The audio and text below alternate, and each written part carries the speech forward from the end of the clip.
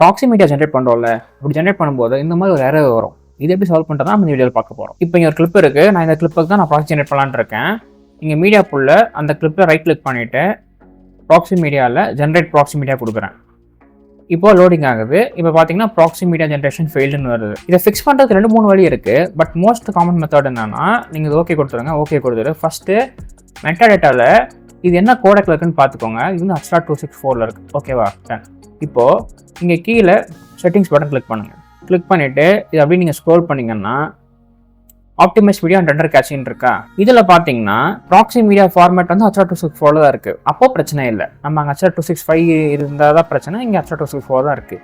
இங்கே மேலே வந்து சூஸ் ஆட்டோமேட்டிக்கலி இருக்குது பார்த்தீங்களா, அதை கிளிக் பண்ணிவிட்டு இங்கே 180 இருக்குது பாருங்கள், அதை செலக்ட் பண்ணிக்கோங்க. இங்கே ஆப்டிமைஸ் மீடியாவும் நம்ம ஜென்ரேட் பண்ண போகிறது இல்லை. பட் ஸ்டில் ஒரு சேஃப்டிக்கு நீங்கள் அதையுமே வந்து 180 கிளிக் பண்ணிக்கோங்க. கிளிக் பண்ணிட்டு சேவ் கொடுத்துருங்க. ஓகே, இப்போ இந்த ஸ்டெப்லேயே இந்த ப்ராப்ளம் மேக்ஸிமம் சால்வ் ஆகிருக்கணும். இப்போ நம்ம அகைன் ட்ரை பண்ணி பார்க்கலாம். நான் மீடியா போல் போகிறேன், ரைட் கிளிக் பண்ணுறேன், ப்ராக்ஸி மீடியா கொடுக்குறேன், ஜென்ரேட் ப்ராக்ஸி மீடியா கொடுக்குறேன். இது ஜென்ரேட் ஆகிடுச்சு.